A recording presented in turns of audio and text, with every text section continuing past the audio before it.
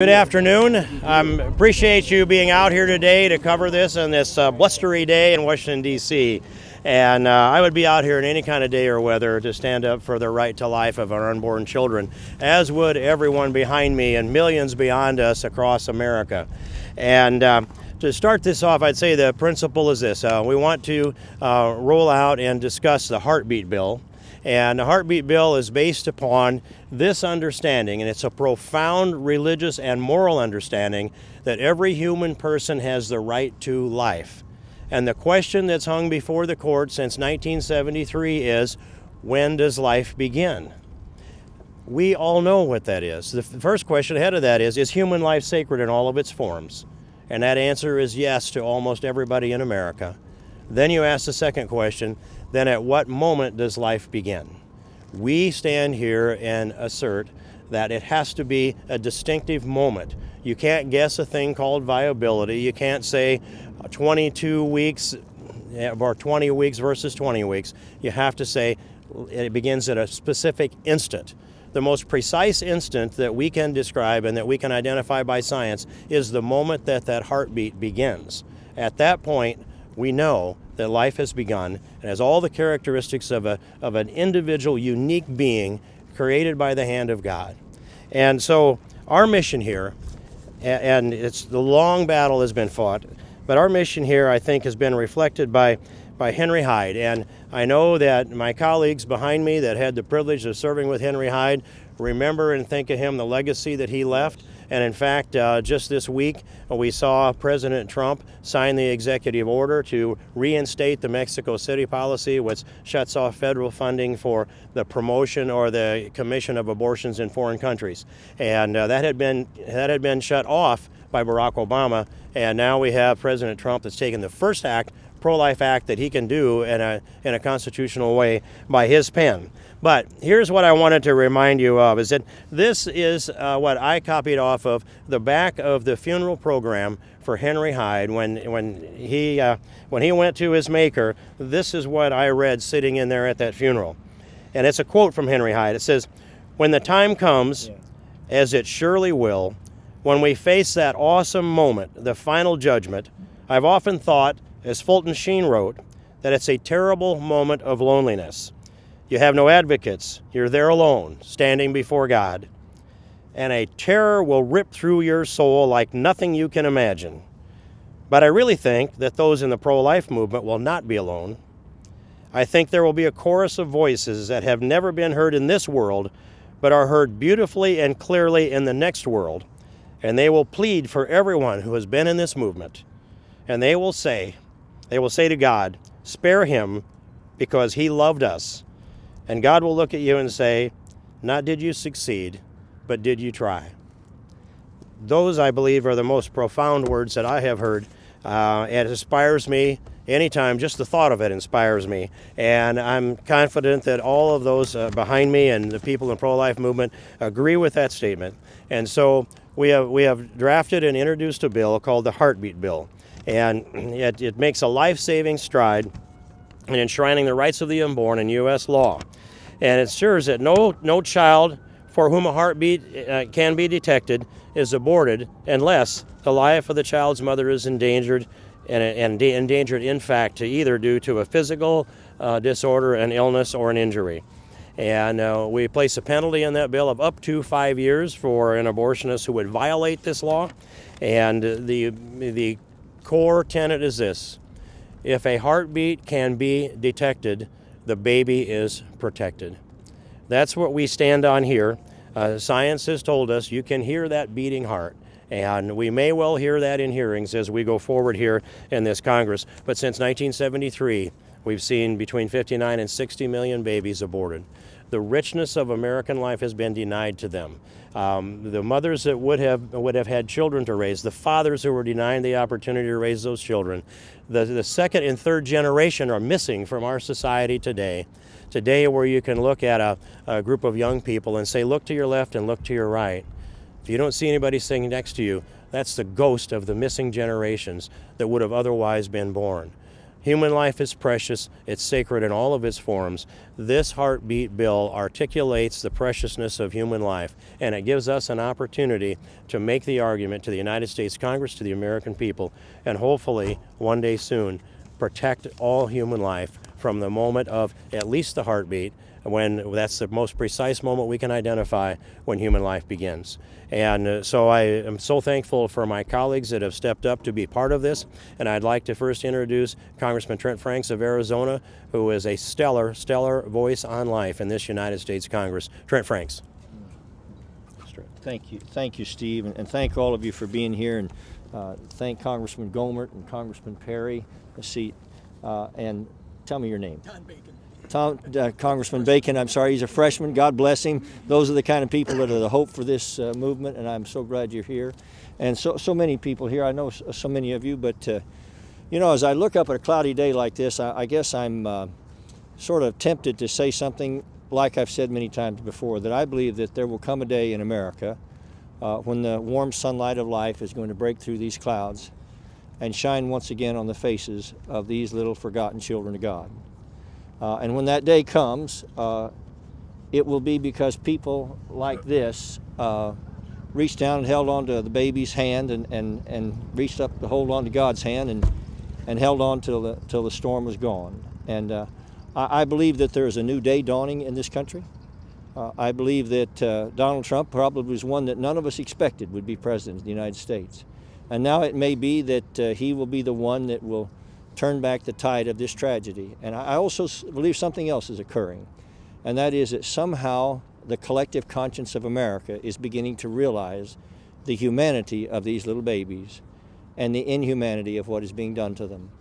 And when that happens, as it has so oftentimes in history, there's an epiphany, there's an awakening of our souls collectively, and we begin to turn in another direction. That certainly happened in the past with our African American brothers and sisters, and I believe that the same thing is beginning to happen today. And this heartbeat bill, I think just the discussion of it, just the debate itself, is going to help us all realize that there really is this notion, like we see on bumper stickers, that abortion really does stop a beating heart. And once we hear the heartbeat of these little babies, maybe we will hear the heartbeat of our own conscience. And I pray that to be the case. And I'm just so honored to be here with all of you. And God help America. The whole ideal of this country is that we hold certain truths to be self-evident, that all of us are created. All of us have the Imago Dei, the image of God, stamped on our souls. And if we recognize that, then the rest of it gets pretty easy. And we shouldn't leave the least of our little brothers and sisters out of that equation. So thank you very much. Thank you, Trent. And now I'd like to introduce from Texas, a very strong voice for life that's always a stalwart constantly, and that's my great friend Louis Gohmert from Texas. I thank my great friend and friend for life, Steve King and Janet, all your encouragement, all of those that are here, thank you. Our founders believed in a creator that gave us unalienable rights. But when people ask, well, if they're unalienable rights, why doesn't everybody all over the world have them? Well, like any endowment, anything you inherit, it has to be fought for, or people will take those rights, what you've been inherited, they'll take them away. And I think it was no mistake when nature's God, our creator, made humans where the woman was the one that would carry a child, because generally speaking, he knew they would be more nurturing, more caring. But even a hard-hearted old bald guy like me, when you have a premature child born, they don't know if the child's going to make it. You don't know. And you hold that child in one hand. And you have, even this guy has a right to life. And there's a mother somewhere at some point that was proud of him. And I know there's at least one, and that, so it is the nature of humankind. But holding a child in one hand, having that child in an isolate, and the doctor says talk to her. She can't see you and focus on you, but she will know your voice from those days in utero. She will know your voice, and it's very comforting. Both you and your wife, she will know your voice.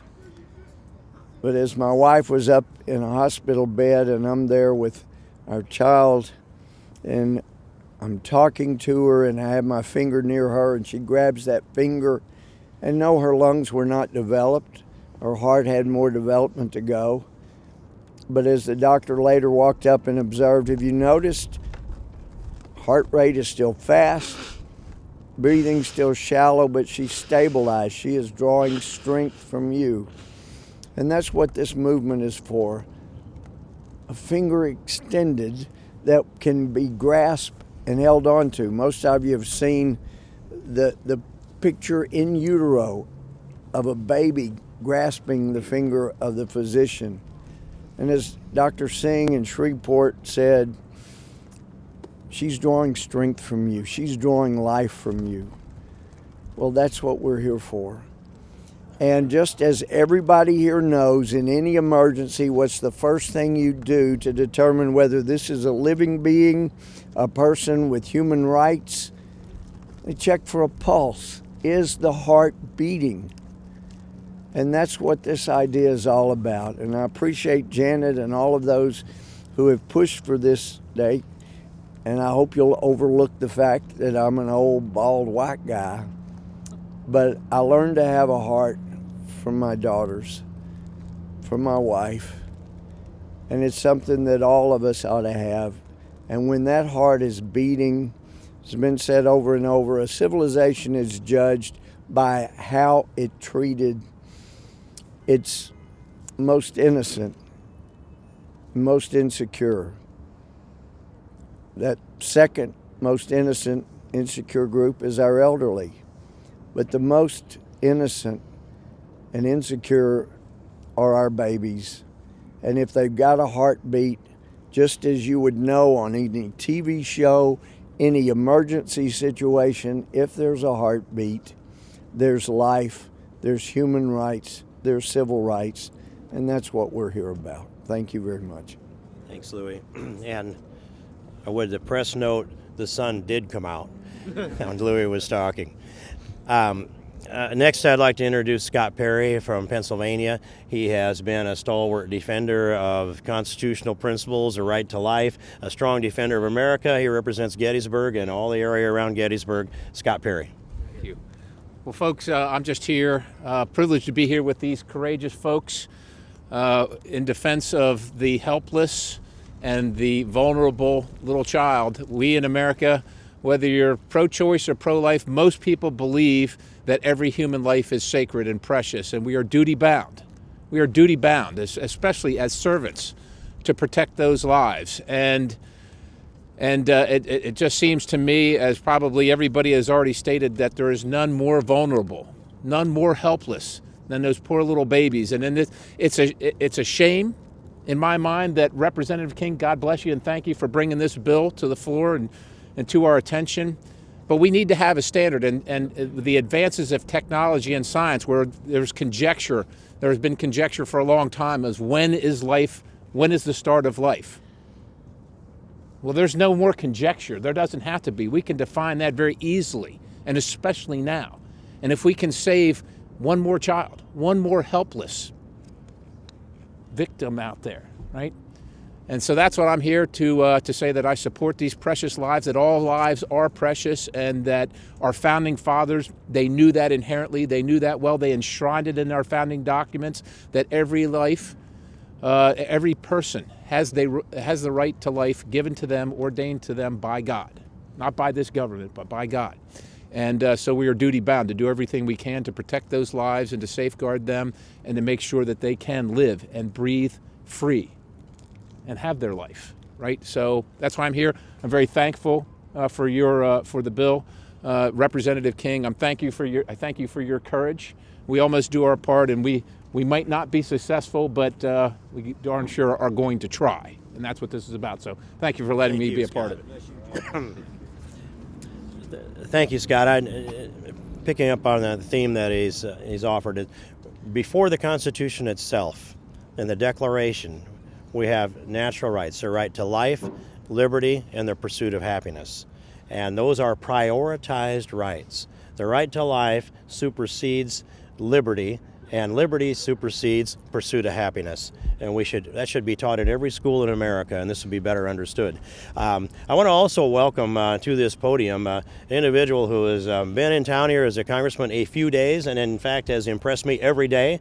He seems to be in the right place, doing the right thing every time, and he comes from the other side of the Missouri River from me, out of the Omaha district. And I'd like to welcome to the podium General Don Bacon. Thanks, General. Thanks, Steve. I'll keep my comments brief. You know, as a freshman, you find out you typically get up last and all the stuff's already been said. And half the time we're trying to find where we're walking around and where we're going, too.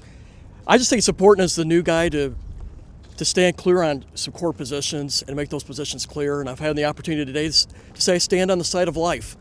And I stand on the side of those who are most vulnerable because I think it's needed. It's been said, but I'll say here my own view is that we are miracles. We're precious. God has made us. We're made in the image of God. We all have we're all made uniquely special. And all should be given that opportunity to live up to those opportunities. So I just appreciate the opportunity to stand up here with this and stand with the most helpless and to do the right thing. So thank you, Steve, for the opportunity. Thanks, Don. Thanks very much, Don. And now I get to introduce the driving force behind the Heartbeat Bill. And it's Janet Porter.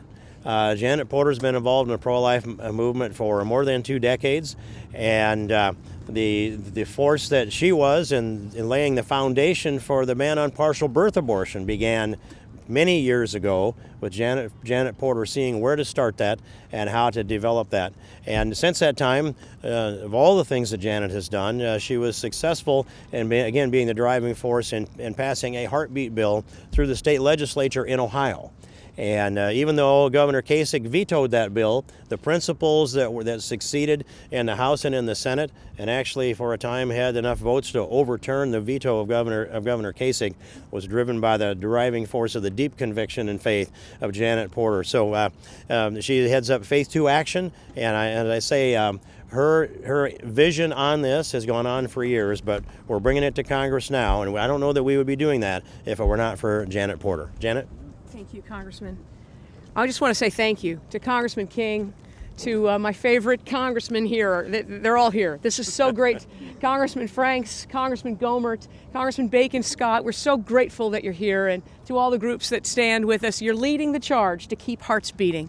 One of the members mentioned that we've all seen the bumper sticker, abortion stops a beating heart. But with the Heartbeat Bill, House Resolution 490, a beating heart will stop abortion. That's the good news. There is such great hope that we're not just going to be talking about whether we fund abortion or how much we regulate abortion. This bill will protect every child whose heartbeat can be heard. And it was just 4 days ago that I stood, as many of you did, on the other side of the Capitol, and we heard from President Trump. What President Donald Trump said is that we are going to make America safe again. The Heartbeat Bill is the first step to make America safe again for every child whose heartbeat can be heard. Without further ado, I want to introduce a couple of folks who've made the way to come and speak to us. First, I know you've got a tight schedule, so Catherine Glenn Foster is with the Charlotte Lozier Institute. She has a few words to say regarding the bill. If you'd come forward now. Thank you all. Catherine Glenn Foster with the Charlotte Lozier Institute, but also President and General Counsel of Sound Legal Group. We can all agree that every innocent life deserves to be protected. But for 44 years, too many lives, 60 million lives, have tragically ended before they could even take their first breath. 16 years ago, one of those lives was my child. These children are not statistics, they are lives. I applaud our representatives for fighting this good fight, for protecting every child's life from the moment her heartbeat can be heard, and in making America safe again for our unborn children. Thank you. Thank you. I also would like to introduce one of the key drafters of the original Heartbeat Bill, that I was told by two people, Matt Staver of Liberty University or Liberty Counsel, also from Wendy Wright, who worked with Concerned Women for America. They said, if you're going to draft a bill, you need Walter Weber from the American Center for Law and Justice, from the ACLJ involved, along with Professor David Forte. And I made the call, and he answered the call to draft the first heartbeat bill, which has been since introduced in 17 states. It has passed in 3. Arkansas in 2013, North Dakota 2013, and Ohio 2016, as we know, was vetoed by someone who claimed to be pro-life. But I'd like to just introduce briefly who's dressed for the cold, Walter Weber, one of the leading forces in drafting the first heartbeat bill that passed not only in Ohio. I'd call him up and I said, now Kansas needs one. Can you draft one now for North Dakota? And he was always there, and I just wanted to give you a moment to come forward. Walter? Janet, thank you. You're very kind. Actually recovering from a sore throat. So, today we are making a great step forward in the name of justice. One of the measures of the justice of a nation is whether it protects everybody or if it has groups that are excluded and denied, in this case, the most fundamental right of all, which is the right not to be killed.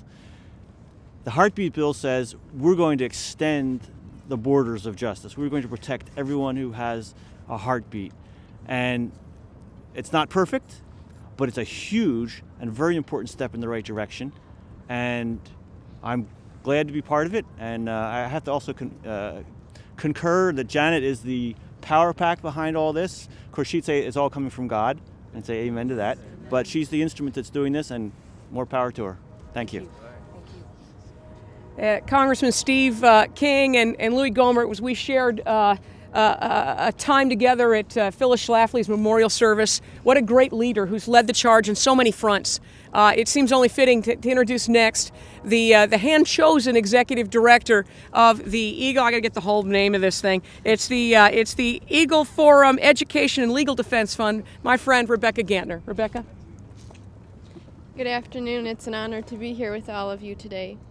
Phyllis Schlafly Eagles and the Eagle Forum Education and Legal Defense Fund wholeheartedly support this legislation. This law would protect untold thousands of babies each year whose beating hearts can be detected. We urge Congress to pass this bill and the Trump administration to sign it into law. Thank you. Thank you. Yesterday, I sent a text to a friend of mine and said, hey, are you still in Washington? And she wasn't. I saw it's too bad because there's a press conference for the heartbeat bill. And she says, give me a minute. And she booked a flight from South Carolina to come here today. A woman who has been on the forefront for the last 6 years testifying for the Ohio heartbeat bill, which finally did pass. We welcome Rochelle Heidelbaugh to the platform. Rochelle? Hello. I'm just here as a witness against Roe. I'm here as a witness for all of the tens of the millions of women who have suffered from the pain and the devastation of abortion in their life. Had I heard my baby's heartbeat, I never would have had an abortion. The heartbeat shows us that it's the beginning of life. So let's make that life safe again, here and now. We ask and we pray that the Congress will pass this into law and stop the pain and the heartache for the women, the mothers in this country, and to protect the babies at Heartbeat. Thank you so much. Next, someone else who was there, I believe from the very first press conference back in 2011, Mark Harrington from Created Equal, who has been in the trenches with us fighting to keep hearts beating. Mark? Thank you, Janet. Today is a historic day, and I don't just say that because it's hyperbole. It is a historic day, just as it was a historic day in 2011 when we stood on the south steps of the Ohio Capitol and introduced the first heartbeat bill in the nation. It took 5 years, but we got it through the legislature, and we're not done in Ohio. It's a historic day today because we stand here at the U.S. Capitol to introduce the federal heartbeat bill, and we hope it doesn't take as long as it took in Ohio. But it's a new day in Washington. President Trump spoke the other day about American carnage, and he talked about that being the unrealized human potential of a nation. I cannot think of anything more American carnage than the killing of a preborn baby. We at Created Equal stand behind this bill. We stand with Janet and the Congress, and we will work very, very hard to see this come to pass in the Congress and be signed by President Trump as soon as possible. Thank you. While the moment of conception is the beginning of our lives, the heartbeat is the universally recognized indicator of life. There's not a hospital in the world that doesn't recognize that if there's a beating heart, there's life. And one who's been on the forefront of protecting human life, Reverend Pat Mahoney of the Christian Defense Coalition. We're so grateful that you're here, Pat. If you join us now. Right here. Thank you, Congressman Janet. You're just incredible for what you are doing. When I got involved in the pro-life movement 44 years ago, there was a real argument on when life begins and was it even human. That argument has been settled. So here today, we invite our pro-choice friends, come out of the dark ages, the world is not flat, and let's work together toward protecting innocent human life and ending the violence of abortion. God bless. You know, it's interesting, when we brought in an ultrasound in Ohio of the baby, we showed the beating heart, and as you'd imagine, the pink hat wearers were upset with that. They didn't like that at all. And I said, isn't it sad that to defend your pro-abortion position, you've got to run away from technology, to run away from science and the indicator that has recognized human life at every other stage. We no longer will recognize, with Congressman King's bill, we will no longer discriminate against the very young. We'll recognize that beating heart in the youngest members of the human family. I'd like to now introduce from Priest for Life, Father Stephen Imbarrato. We're so grateful that you've joined us. Father? I want to thank Janet and our congresspeople here, brothers and sisters. I send greetings from Father Frank Pavone, the National Director of Priest for Life and Gospel of Life Ministries. I want to echo Janet's words, President Trump's words. We need to make America safe again. And we cannot do that unless we make the wombs of our moms safe again. Let's save babies' hearts from being exterminated and women's hearts from being broken. All pro-lifers should be willing to fight with Congressman King and all of our elected legislators to pass this legislation. Let us pass this bill now and make the wombs of our American women safe again and protect our babies from the extermination that we have so prevalent in this country. God bless. Thank you, Father. Now, Brandy Swindoll. She is with the Stanton Policy Center. If you'll join us now, Brandy. Thank you. I'm Brandy Swindoll, founder and CEO of Stanton Healthcare. We are a life-affirming women's clinic. We have clinics all around the nation, and we strongly support this heartbeat bill because we want to make America safe again for children in the womb. We believe that human rights begin in the womb, and we also want to make America safe again for women. The majority of women who come to our clinics, when they meet with one of our nurses, when they get that opportunity to see or hear the heartbeat of their unborn child for the very first time, that is a game changer for a woman, because women inherently and instinctively know at that point that that is a human life. Over 90% of the women who come through our doors who see or hear the heartbeat of their baby end up carrying that baby to term. The power of our work is pictured right here, and the power of this bill, the heartbeat bill, is represented right here. This is one of our Stanton babies. So thank you, Janet. Thank you, lawmakers, for standing for these children. Their story matters, their lives matter, and thank you for standing for women. This is a good bill for women's health.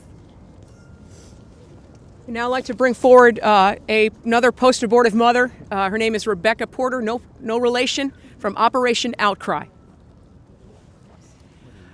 Hi, my name is Rebecca Porter, and I am from Florida, and I'm here representing the Justice Foundation and the over 4,500 women of Operation Outcry. We are women that have been hurt by abortion, and our written testimonies have been submitted as legal evidence to the courts and states all over this nation and the Supreme Court. So many of us were lied to about fetal development. We were not told that our children had a heartbeat already, and told that our children were blobs of tissue.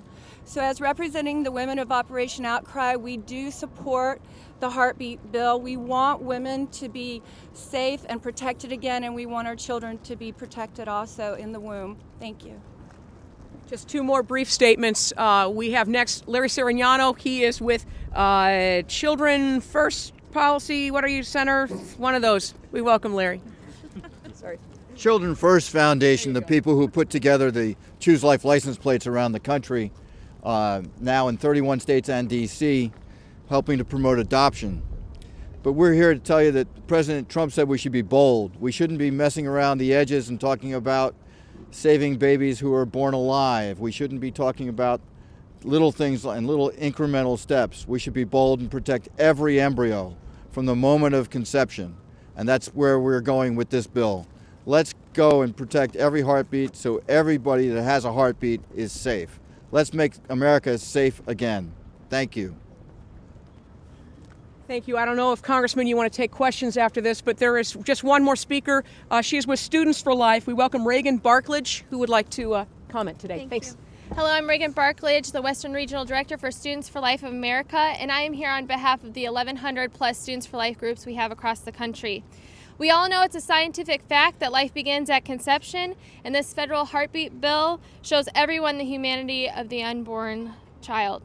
At Students for Life, we support any legislation that would protect innocent human beings from the horror of abortion and make America safe again. Thank you.